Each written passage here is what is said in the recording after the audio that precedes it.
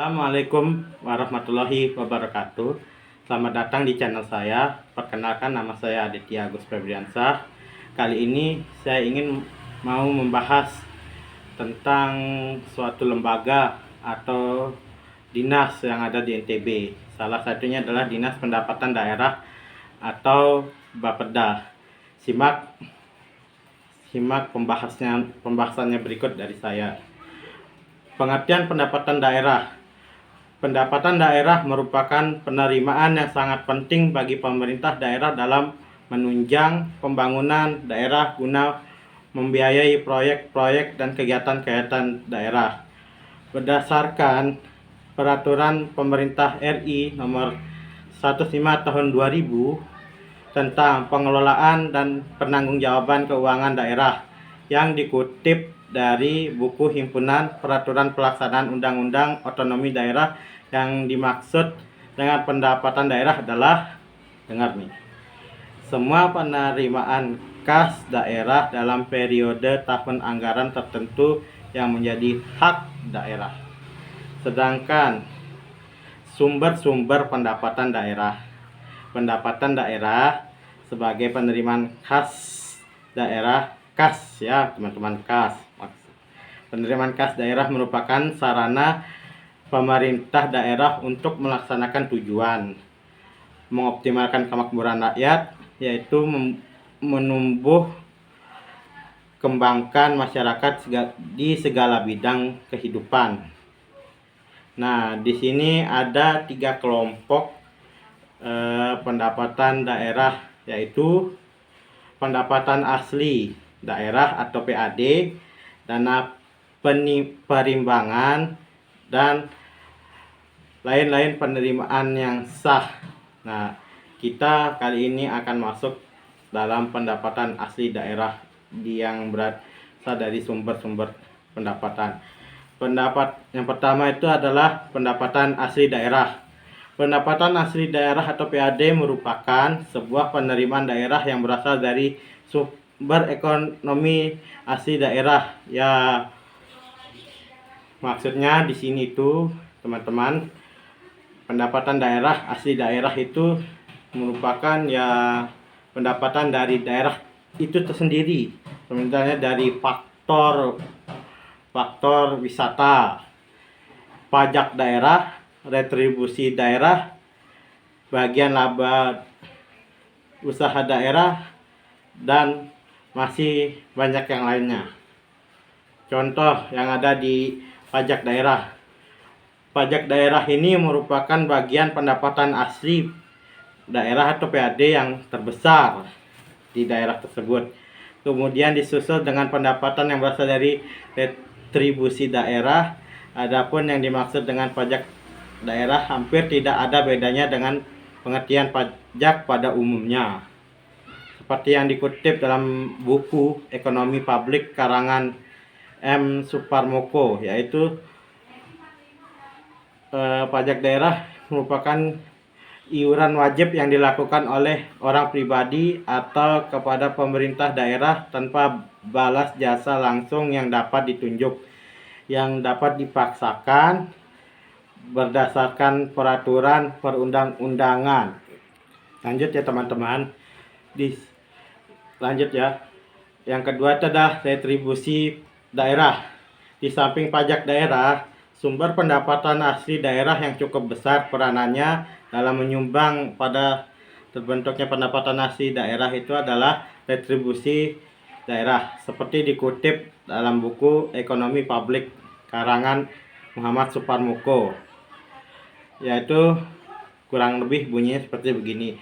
Pungutan daerah sebagai bayaran atas jasa atau pemberian izin tertentu yang khusus disediakan atau diberikan oleh pemerintah daerah untuk kepentingan orang atau badan. Jenis retribusi dapat dikelompokkan menjadi 3, yaitu objek retribusi adalah sebagai jenis pelayanan atau jasa tertentu yang disediakan oleh pemerintah daerah. Jasa-jasa pelayanan tersebut diantaranya dapat dikelompokkan sebagai berikut. Yang pertama ada retribusi yang dikenakan jasa umum, kedua retribusi yang dikenakan pada jasa-jasa usaha, yang ketiga retribusi yang dikenakan pada perizinan tertentu. Ya, lanjut. C. Bagian laba usaha daerah. Menurut Abdul Halim dalam bukunya Akuntansi Sektor Publik, Akuntansi Keuangan Daerah menyatakan bahwa bagian laba usaha daerah merupakan penerimaan daerah yang berasal dari hasil perusahaan milik daerah dan pengelolaan kekayaan daerah yang dipisahkan.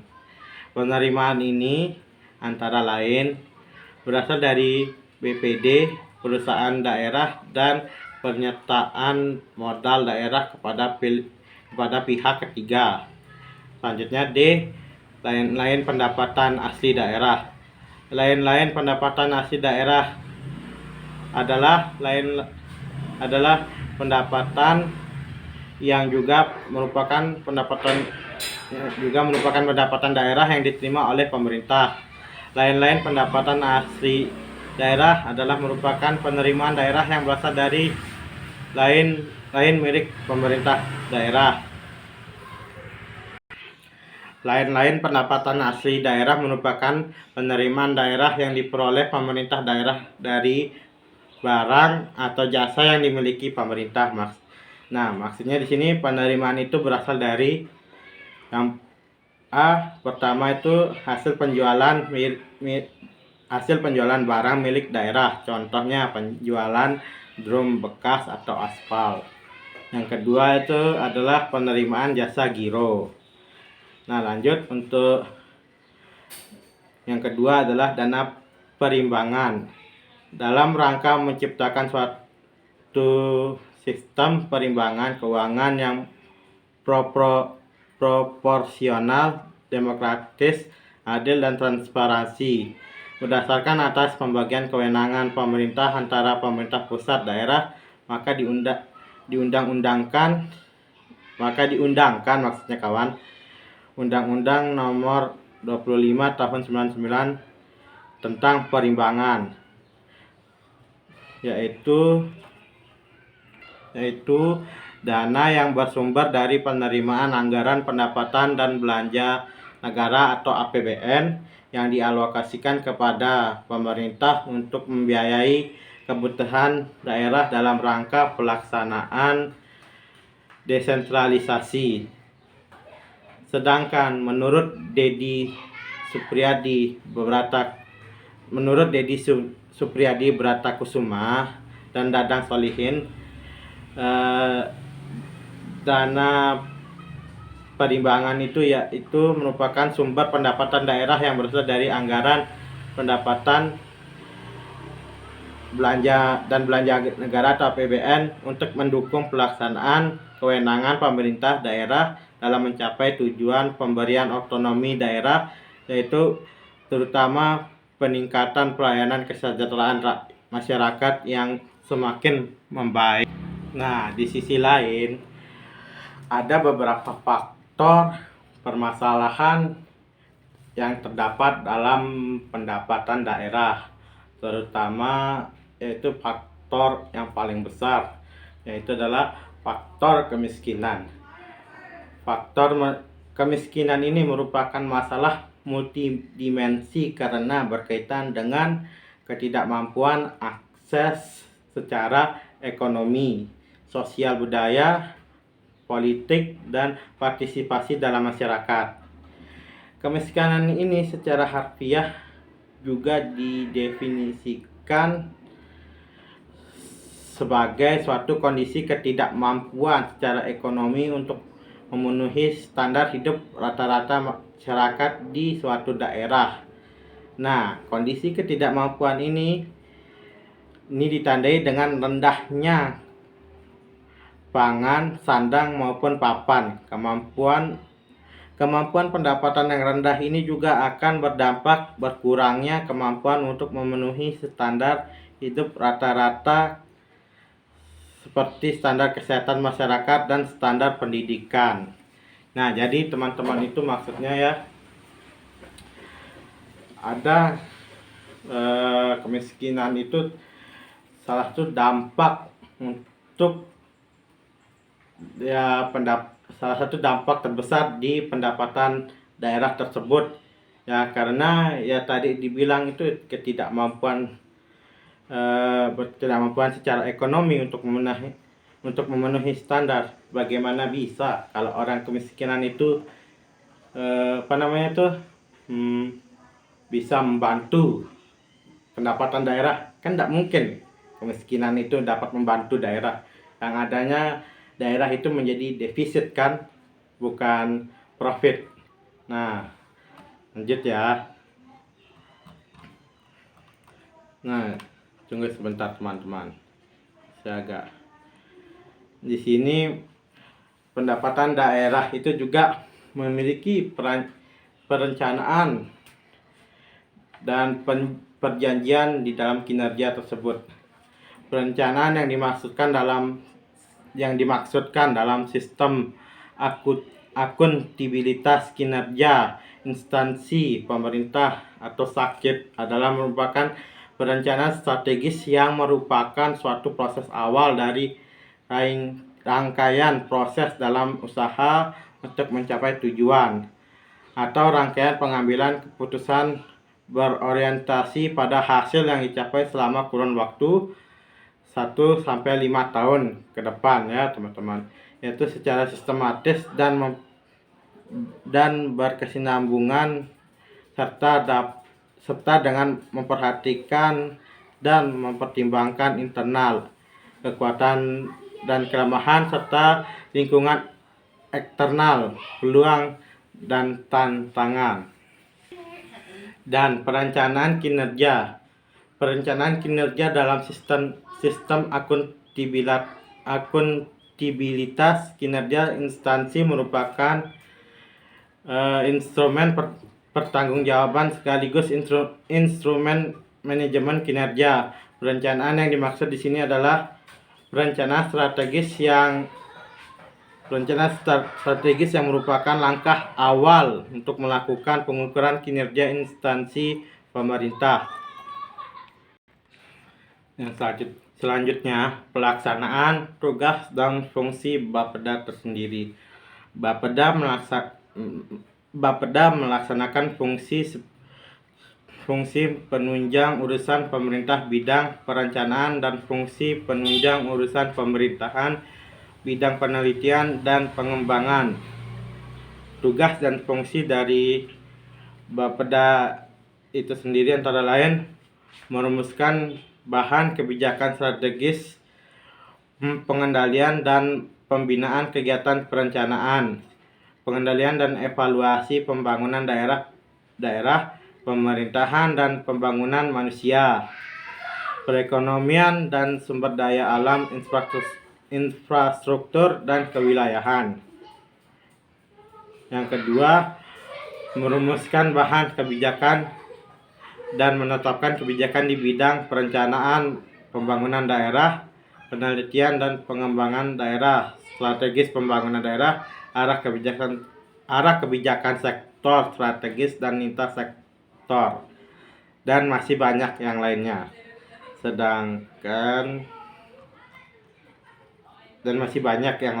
Saudara-saudara. Bapeda Provinsi NTB sendiri menyelenggarakan uji publik terhadap rancangan peraturan daerah tentang sistem perencanaan pembangunan daerah dan penganggaran terpadu. Ada hal yang menarik di sini karena Provinsi NTB berupaya untuk mengintegrasikan antara perencanaan dan penganggaran dalam satu regulasi. Hal ini disebabkan karena perencanaan dan penganggaran sebenarnya adalah dua hal yang berbeda. Oleh karena itu, upaya ini merupakan langkah yang progresif untuk pembangunan daerah, khususnya di lingkup pemerintah NTB. Perda ini juga nantinya dapat menjadi rujukan untuk pemerintah kabupaten atau kota dalam menyusun perencanaan dan penganggaran di daerahnya masing-masing. Paham teman-teman?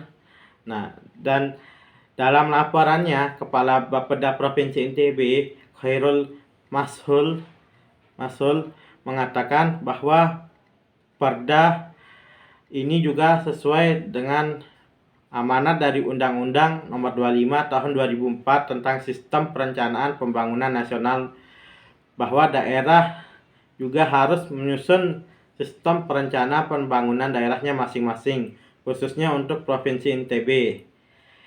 Digabungkan dengan penganggaran sehingga Ranperda ini bernama Ranperda Sistem Perencanaan Pembangunan Daerah dan Perencanaan Terpadu SPPD PT. Nah, kemarin tanggal 11 November 2021 Bapeda melakukan rapat evaluasi yang diikuti oleh organisasi perangkat daerah terkait lingkup Pemprov NTB dan Kabupaten sekota NTB, Kabupaten atau kota se-NTB, yang dilaksanakan di Hotel Jayakarta, Lombok Barat.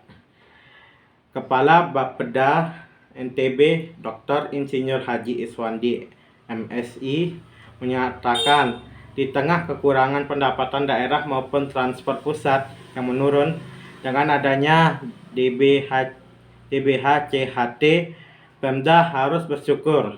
DBHCHT ya harus digunakan untuk mengoptimalkan pembangunan dengan sebaik-baiknya dan dirasakan manfaatnya oleh petani tembakau. Bapeda selaku Sekretariat DBHCT mengkoordinasikan penyaluran dan monitoring penggunaan DBHCHT di seluruh kabupaten atau kota se-Provinsi NTB. Penggunaan nomor 206/PMK 07/2020 tentang penggunaan, pemantauan dan evaluasi dana bagi hasil cukai hasil tembakau.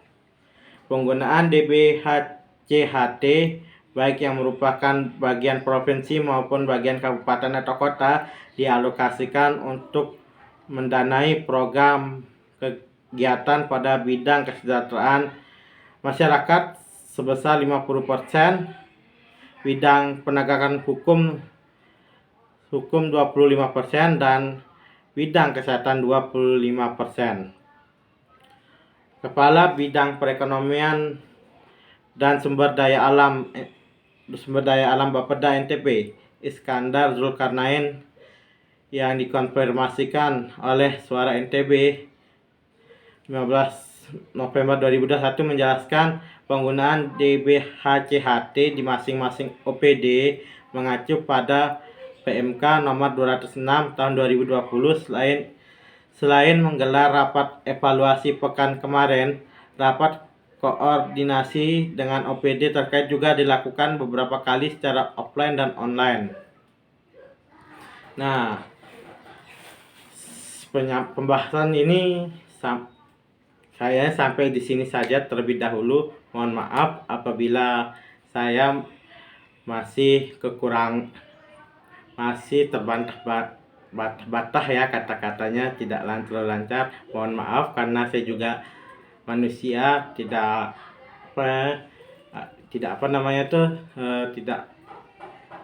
ada kebenaran yang pasti, karena kebenaran yang pasti itu adalah datangnya dari Allah Subhanahu wa Ta'ala, dan kesalahan itu kemungkinan mohon maaf atas kesalahan tersendiri. Teman-temannya mohon maaf atas kesalahan dalam pembahasan tersebut, mohon maaf dan harap dimaklumin saja ya teman-teman. Dan sampai di sini, assalamualaikum warahmatullahi wabarakatuh. Sampai ketemu di vlog saya selanjutnya.